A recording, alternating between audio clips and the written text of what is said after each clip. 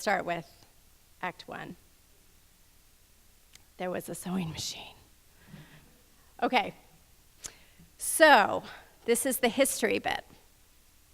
So I mentioned that my work is informed by these 3 areas. So the first one I'm going to talk to you a little bit about is something called entertainment education, or narrative persuasion.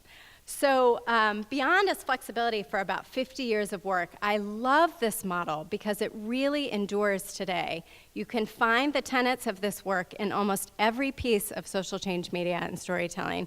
And the other reason I love it is because it came from a marriage of storytellers, producers, and academics together. And I really love that intersection because I understand completely on both sides of the aisle in that way that there is a level of respect and understanding that you have to understand about what it takes to tell a story in order to effectively evaluate it, perhaps.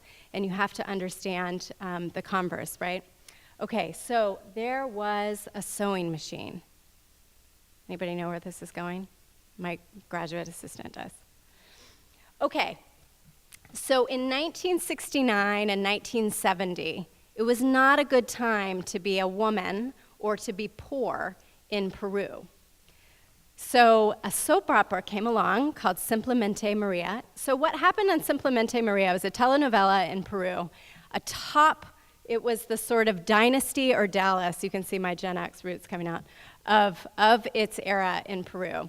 And so what happened with Simplemente Maria, the lead character Maria, this is her, was a beautiful young woman, and she was illiterate, and she was part of an informal caste system in Peru at the time. So she was poor, she wasn't able to read, she wasn't allowed to learn how to read. And so what happened in this telenovela is that Maria, the character, learned how to sew. She bought herself a sewing machine through a sort of very low-paying, low-wage job, bought herself a sewing machine, and became quite an accomplished seamstress. And at the same time, Maria took herself to adult literacy classes, and she learned how to read and write. And so Maria became very, there was romance, and, she got married. So I'll sort of leave all the romance part aside for a minute. But what happened was amazing. 2 things happened in Peru in the years, a couple years after the sort of big premiere. Sewing machine sales increased dramatically in Peru. So all of a sudden, they're flying off the shelves. And the second thing, anyone want to guess? Just to get you guys moving? Literacy, thank you so much. Yes, so adult literacy classes, the enrollments scaled up dramatically. And the byproduct of what happened at the same time was a social norm effect.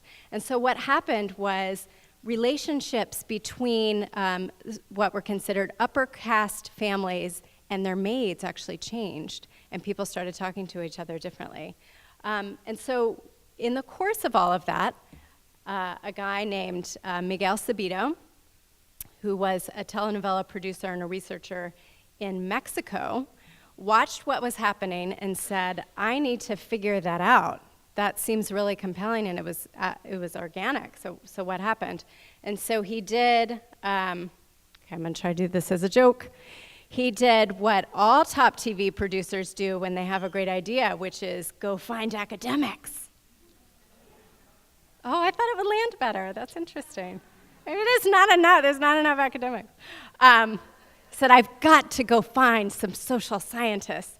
And so he did. And it is amazing. So he goes to the United States and goes to a couple of other places, and he said, I want to develop this model that allows me to articulate and replicate and really understand what's happening here, because we can change and repair the world in this way. We can deal with social norms. We can deal with behavior change issues. I just have a feeling about that.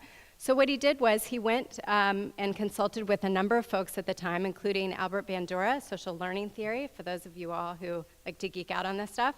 The idea that we learn our behaviors not just from people telling them to us, but by role modeling and sort of identifying with other people. So there are 4 main concepts that come out of this idea called the Sabido model. One is the idea of social learning, Albert Bandura's concept.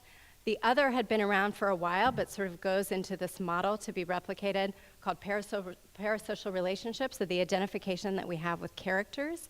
The third was Carl Jung's idea of emotional appeals, and so that should feel very intuitive to us, right? Happiness, sadness, anger. But the relationship between emotion and attitude formation, so hold on to that because that comes back later on.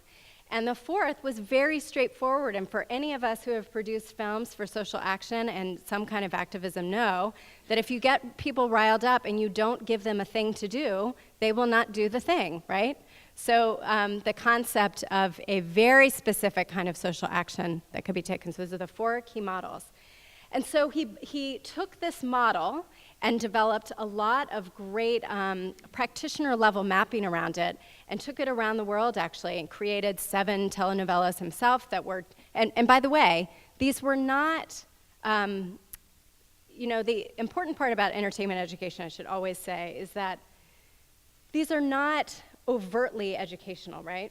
The entertainment piece has to be paramount. So top telenovelas were top telenovelas because they were great. And so he took this model and took it around the world, and now entertainment education has been used in a variety of capacities. A lot of people know it really well for its international work. All kinds of issues, adult literacy, social norms around gender roles, teen pregnancy, all kinds of issues.